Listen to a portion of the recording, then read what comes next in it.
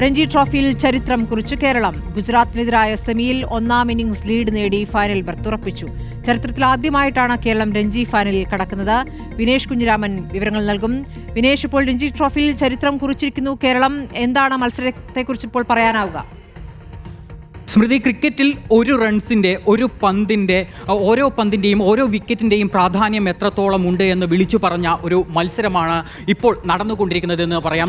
457 runs Keralam ഒന്നാം ഇന്നിംഗ്സിൽ നേടിയപ്പോൾ 455 റൺസിന് ഗുജറാത്തിനെ പുറത്താക്കിക്കൊണ്ട് 2 റൺസിൻ്റെ ഒന്നാം ഇന്നിംഗ്സ് ലീഡിൻ്റെ ബലത്തിൽ കേരളം ഏകദേശം ഫൈനൽ ഉറപ്പിച്ചിരിക്കുന്നു എന്ന് തന്നെ പറയാം. ഇനി അത്ഭുതങ്ങൾ, ക്രിക്കറ്റാണ്, അതുകൊണ്ട് നമുക്ക് ഇപ്പോഴും പൂർണ്ണമായും പറയാൻ കഴിയില്ല എങ്കിൽ പോലും ഇനി അത്യത്ഭുതങ്ങൾ സംഭവിച്ചാൽ മാത്രമാണ് ഗുജറാത്ത് ഫൈനലിലേക്ക് മുന്നേറുക, കേരളത്തിന് പുറത്ത് പോകേണ്ടി വരിക.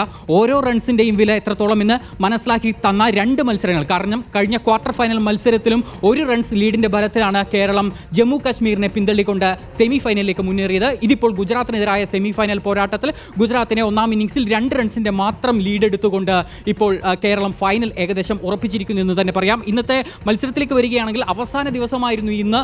429-7 എന്നുള്ള നിലയിലാണ് ഇന്ന് ഗുജറാത്ത് ഇന്നിംഗ്സ് പുനരാരംഭിക്കുകയും ചെയ്തത്. അതായത് ലീഡ് എടുക്കാൻ 32 റൺസ് മാത്രം മതിയായിരുന്നു. 3 വിക്കറ്റ് ബാക്കിയും ഉണ്ടായിരുന്നു. ഗുജറാത്തിന് ഒരു മുൻതൂക്കം ഉണ്ടായിരുന്ന ഘട്ടത്തിൽ കേരളം കൃത്യമായി കേരളത്തിൻ്റെ ഒരു നിശ്ചയദാർഢ്യത്തിൻ്റെയും പോരാട്ടവീര്യത്തിൻ്റെയും ക്ഷമയുടെയും പ്രതീകമായി മാറുന്ന ഒരു മത്സരത്തിലേക്ക് ഇന്നത്തെ ദിവസം വന്നു. ആദിത്യ സർവാദെ, ഇന്ന് വീണ 3 വിക്കറ്റുകൾ നേടിയ ആദിത്യ സർവാദെ അവസാന ദിവസം കേരളത്തിൻ്റെ ഹീറോ ആയി മാറുകയും ചെയ്തു. അങ്ങനെ ആദിത്യ സർവാദയ്ക്ക് ആകെ 4 വിക്കറ്റ്, ജലജ് സക്സേനയ്ക്ക് ആകെ 4 വിക്കറ്റ്. ഈ 2 താരങ്ങൾ, 2 സ്പിൻ ബൗളർമാരുടെ ഒരു മികച്ച പ്രകടനം കേരളത്തിന് ഫൈനൽ ബർത്ത് നൽകുന്നു എന്നതാണ്. 2019 സെമി ഫൈനൽ കളിച്ചതാണ് ഇതിനു മുൻപുള്ള കേരളത്തിൻ്റെ രഞ്ജി ട്രോഫിയിലെ ഏറ്റവും മികച്ച ഒരു പ്രകടനം എന്ന് പറയുന്നത്.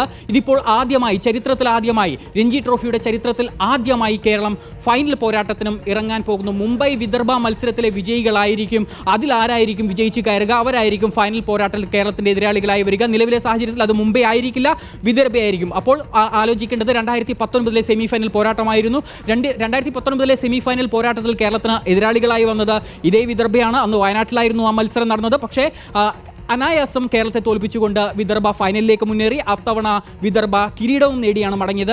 അതേ വിദർഭയെ തന്നെ നേരിടാനുള്ള ഒരു അവസരമാണ് കേരളത്തിന് കൈവന്നിരിക്കുന്നത്. ഇത്തവണ സെമി ഫൈനലിലല്ല, അത് ഫൈനൽ പോരാട്ടത്തിലായിരിക്കും എന്നുള്ളൊരു വ്യത്യാസം മാത്രമാണ് ഉള്ളത്. ഫൈനൽ പോരാട്ടത്തിൽ കഴിഞ്ഞ സെമിയിലെ 2019 സെമിയിലെ തോൽവിക്ക് ആ ഒരു മധുര പ്രതികാരം നേടാനുള്ളൊരു അവസരം കൂടിയുണ്ട്. കാരണം ഇത്തവണത്തെ കേരള ടീമിലേക്ക് വരുമ്പോൾ കേരള താരങ്ങളുടെ ആ ഒരു ക്ഷമയും നിശ്ചയദാർഢ്യവും ഒപ്പം തന്നെ പരിശീലകൻ അമയ് ഖുറേസിയയുടെ ഒരു പിന്തുണയും എല്ലാം വെച്ച് നോക്കുമ്പോൾ ചാമ്പ്യൻ ടീമാകാൻ പറ്റിയൊരു ടീമാണ് ഇത്തവണ കേരളം എന്നതിൽ യാതൊരു സംശയവുമില്ല. ക്യാപ്റ്റൻ സച്ചിൻ ബേബിയിൽ നിന്ന് തുടങ്ങുന്ന ആ ഒരു സംഘം, മുഹമ്മദ് അസ്രുദ്ദീൻ്റെ ഈ മത്സരത്തിലെ ഒരു സെഞ്ചുറിയൊക്കെ എടുത്തു പറയേണ്ടതാണ്. അതുപോലെ തന്നെ സൽമാൻ നിസാറിൻ്റെ ഈ ടൂർണമെൻറ്റിലുടനീളമുള്ള പ്രകടനങ്ങൾ, ബൗളിംഗ് നിരയിലായാലും ജലജ് സക്സേന ആയാലും സർവാദയായാലും അക്ഷയ് ചന്ദ്രനായാലും MD നിതീഷ് ആയാലും ബേസിലായാലും, അങ്ങനെ ഓരോരുത്തരും അവരുടെ റോള് ഭംഗിയാക്കുന്ന ഒരു ടൂർണമെന്റ് എന്നുള്ള നിലയിൽ തന്നെയാണ് ഈ ടൂർണമെന്റ്. അടിമുടി സസ്പെൻസ് ആയിരുന്നല്ലോ മത്സരത്തിന്റെ ഓരോ ഘട്ടത്തിലും. എങ്ങനെയാണ് അവസാന നിമിഷം ഈ ഫൈനൽ സാധ്യത തുറക്കുന്നതിലേക്ക് കാര്യങ്ങൾ എത്തിയത്? എങ്ങനെയാണ് ഒരു ഉറപ്പിലേക്ക് കേരളം എത്തിയത്? കേരളം ഒന്നാം ഇന്നിംഗ്സിൽ നേടിയത് ഏകദേശം 2.5 ദിവസം ബാറ്റ് ചെയ്താണ് കേരളം 457 റൺസ് എടുത്തത്. 457 റൺസിന് മുകളിലേക്ക് വന്നാൽ 458 റൺസെങ്കിലും എടുത്തു കഴിഞ്ഞാൽ തീർച്ചയായും ഗുജറാത്തിന് ഫൈനലിലേക്ക് മുന്നേറാൻ കഴിയും. ആ ഒരു ഘട്ടത്തിലാണ് ഗുജറാത്ത് ബാറ്റിംഗ് തുടങ്ങുന്നത്. അനായാസമായിരുന്നു അവരുടെ ബാറ്റിങ്ങിൻ്റെ ഒരു തുടക്കം എന്നുള്ളത്. പ്രത്യേകിച്ചും പ്രിയങ്ക് പഞ്ചലിൻ്റെ ഒരു സെഞ്ചുറി, 148 റൺസാണ് പ്രിയങ്ക് പഞ്ചൽ നേടിയത്. ആര്യ ദേശായി 73 റൺസ് നേടുന്നു. അങ്ങനെ ഓപ്പണിംഗ് വിക്കറ്റിൽ തന്നെ അവർക്ക് 131 റൺസ് ആകുന്നു. രണ്ടാമത്തെ വിക്കറ്റ് പോകുമ്പോൾ 238 റൺസ് സ്കോർ ബോർഡിൽ ചേർന്നിരുന്നു.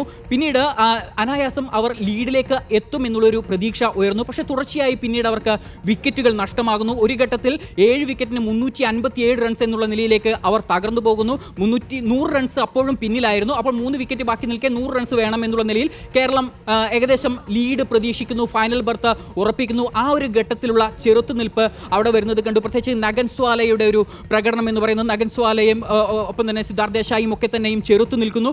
അങ്ങനെ അവസാന ഘട്ടത്തിലേക്ക് വരുമ്പോൾ ഇന്ന് 32 റൺസായിരുന്നു ഗുജറാത്തിന് വേണ്ടിയിരുന്നത് അവസാന ദിവസം. പക്ഷേ തുടക്കത്തിൽ പിച്ചിലുണ്ടാകുന്ന ആ ഒരു ഈർപ്പവും ബൗളർമാർക്ക് മുതലാക്കാൻ കഴിഞ്ഞു എന്നുള്ളതാണ് ഇന്നത്തെ ദിവസം കേരളത്തിന് അനുകൂലമാക്കി മാറ്റിയത്. ആദിത്യ സർവാദയുടെ മികച്ച ബോളിംഗ്, 3 വിക്കറ്റുകളും ഇന്ന് നേടിയത് ആദിത്യ സർവാദയായിരുന്നു. അങ്ങനെ 9ാമത്തെ വിക്കറ്റ് വീഴുമ്പോൾ 446 റൺസായിരുന്നു ഗുജറാത്തിന്റെ സ്കോർ ബോർഡിൽ ഉണ്ടായിരുന്നത്. 11 റൺസ് അകലെ, 11 റൺസ് ഗുജറാത്തിന് വേണം, 1 വിക്കറ്റ് കേരളത്തിന് വേണം. പിന്നീടുള്ള ഓരോ പന്തുകളും അത്യധികം ഏറ്റവും ആകാംക്ഷയോടെ കളി കണ്ടു നിന്ന ആളുകൾ എല്ലാവരും ഉറ്റുനോക്കിക്കൊണ്ടിരുന്നു. ഓരോ പന്തിലും വിക്കറ്റ് വീഴ്ത്താൻ കേരളം ശ്രമിക്കുന്നു.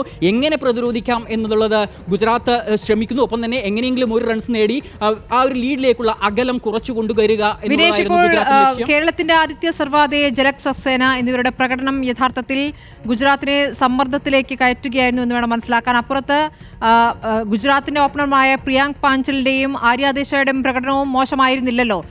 ഒരു താരതമ്യം നടത്തിയാൽ എങ്ങനെയായിരിക്കും?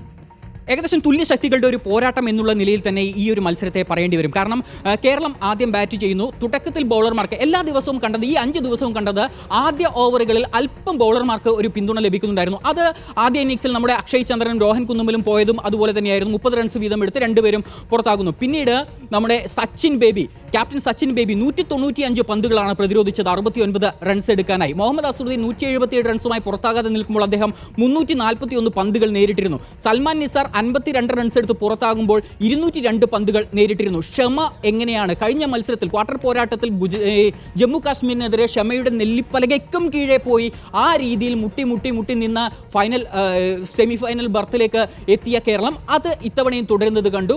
2.5 ദിവസം ബാറ്റ് ചെയ്യുക എന്ന് പറയുന്നത് രഞ്ജി ട്രോഫി മത്സരങ്ങൾ, പ്രത്യേകിച്ച് ടെസ്റ്റ് മത്സരങ്ങൾ ഈ സമീപകാലത്ത് പണ്ടൊക്കെ സ്ഥിരമായി നമ്മൾ കണ്ടിരുന്ന ഒരു കാഴ്ചയായിരുന്നു. പക്ഷേ ഇപ്പോൾ ഈ സമീപകാലത്ത് ഇത്തരത്തിൽ ക്ഷമയോടെ ബാറ്റ് ചെയ്യുന്ന ഒരു ടീമിനെ കാണുന്നത് അപൂർവമായിരുന്നു എന്ന് തന്നെ പറയാം. കാരണം 187 ഓവറുകളായിരുന്നു കേരളം 457 റൺസ് എടുക്കാൻ വേണ്ടി ബാറ്റ് ചെയ്തത്. അങ്ങനെ ഏറ്റവും ക്ഷമയോടെ ബാറ്റ് ചെയ്തു. മറുവശത്ത് ഗുജറാത്തും ആ രീതിയിൽ തന്നെ തുടരുകയും ചെയ്തു. ഞാൻ നേരത്തെ പറഞ്ഞ് വന്നത് 11 റൺസായിരുന്നു 9ാമത്തെ വിക്കറ്റ് നഷ്ടമാകുമ്പോൾ ഗുജറാത്തിന് ആവശ്യമായി വരുന്നത്. പിന്നീടുള്ള ഓരോ പന്തുകളും പോരാട്ടത്തിൻ്റെതായിരുന്നു. ഒരു വിക്കറ്റ് വീഴ്ത്താൻ കേരള താരങ്ങൾ കിണഞ്ഞ് ശ്രമിക്കുന്നു. അവസാനത്തെ ആ ഒരു വിക്കറ്റ് എന്ന് പറയുന്നത് അതിലല്പം ഒരു ഭാഗ്യം ചാലിച്ച ഒരു വിക്കറ്റ് കൂടിയാണ്. മത്സരത്തിലുടനീളം ഈ ഒരു ത്രില്ലുണ്ടായിരുന്നു, ഈ ഒരു ടെൻഷൻ ഉണ്ടായിരുന്നു എന്ന് വേണ്ടേ മനസ്സിലാക്കണ്ടേ കേരള പ്രേമികളുടെ കാര്യത്തിൽ? ക്വാർട്ടറിൽ ജമ്മു കശ്മീരിനെതിരെ കേവലം 1 റണ്ണിന്റെ ലീഡ് നേടിയാണ് സെമിയിലേക്ക് വന്നത്.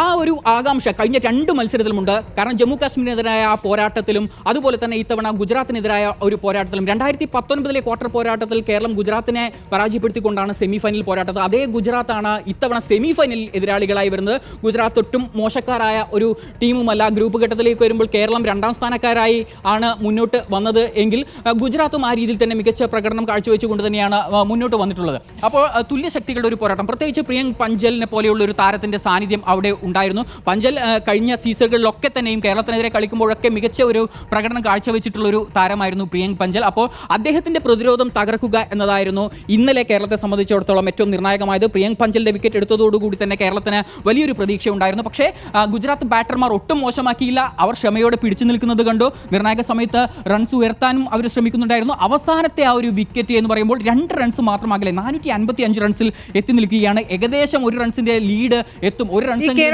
പ്രതീക്ഷ കൈവിട്ടപ്പോൾ കിട്ടിയ വിക്കറ്റാണോ അത്? ആ ഒരു അപ്രതീക്ഷിത വിക്കറ്റ് എന്ന് തന്നെ പറയേണ്ടി വരും. കാരണം 2 റൺസ് മതിയല്ലോ. ആ ഒരു 2 റൺസ് ദൂരത്തിലേക്ക് അതിവേഗം ഒരു ബൗണ്ടറി നേടിക്കൊണ്ട് ലീഡിലേക്ക് എത്താം എന്നുള്ള ഒരു പ്രതീക്ഷയിലായിരുന്നു ഗുജറാത്ത് ബാറ്റർ ആ ഒരു ഘട്ടത്തിൽ ഉണ്ടായിരുന്നത്. അങ്ങനെ ഗുജറാത്തിന്റെ ബാറ്ററായിരുന്നുള്ള അർസാൻ നഗ്വാസല്ല അദ്ദേഹം അത് ബൗണ്ടറി ലക്ഷ്യമാക്കിക്കൊണ്ട് തന്നെ ആഞ്ഞു വീശുന്നു. സർവാദയുടെ പന്ത് ആഞ്ഞു വീശുന്നു. പക്ഷേ തൊട്ടടുത്ത് നിന്ന ഫീൽഡറുടെ ഹെൽമെറ്റിൽ തട്ടി ആ പന്ത് ഉയരുന്നു. ആ പന്ത് ഹെൽമെറ്റിൽ തട്ടി ഉയർന്ന് അത് നമ്മുടെ കേരളത്തിന്റെ ക്യാപ്റ്റൻ സച്ചിൻ ബേബിയുടെ കൈകളിൽ വിശ്രമിക്കുന്നു. അതുപോലെ തന്നെ ആ ഒരു നിമിഷത്തിൽ കേരളം 2 റൺസിന്റെ ലീഡ് നേടുന്നു. ഫൈനൽ ബർത്ത് ഉറപ്പിക്കുകയും ചെയ്തിരിക്കുന്നു. ഇനിയിപ്പോൾ മത്സരം പുരോഗമിച്ചുകൊണ്ടിരിക്കുകയാണ്. കേരളം ഇപ്പോൾ 2ാം ഇന്നിംഗ്സ് ബാറ്റിംഗ് തുടങ്ങിയിട്ടുണ്ട്. രോഹൻ കുന്നുമലും അക്ഷയ് ചന്ദ്രനും ആദ്യം ബാറ്റ് ചെയ്യുന്നുണ്ട്. 2 ഓവറിൽ 4 റൺസ് എത്തിയിരിക്കുന്നു. ഏതായാലും ഇന്നത്തെ മത്സരം ഇന്നൊരു ദിവസം മാത്രമാണ് ബാക്കിയുള്ളത്. സമനില എന്നുള്ള കാര്യം ഏകദേശം ഉറപ്പായിരിക്കുന്നു. അതുകൊണ്ട് തന്നെ 1ാം ഇന്നിംഗ്സ് ലീഡിന്റെ ബലത്തിൽ കേരളം ഫൈനൽ ഉറപ്പിക്കുന്നു എന്നുള്ള കാര്യമാണ് ഈ ഒരു ഘട്ടത്തിൽ പറയാനുള്ളത്. സ്മൃതി, ശരി. വിനേഷ് കുഞ്ഞിരാമനാണ് വിശദമായ വിവരങ്ങൾ നൽകിയിരിക്കുന്നത്. ഏതായാലും കേരളം ചരിത്രം കുറിച്ചിരിക്കുന്നു എന്നുള്ളതാണ്. രഞ്ജി ട്രോഫി ക്രിക്കറ്റിൽ കേരളം ഫൈനൽ ഉറപ്പിച്ചിരിക്കുകയാണ്.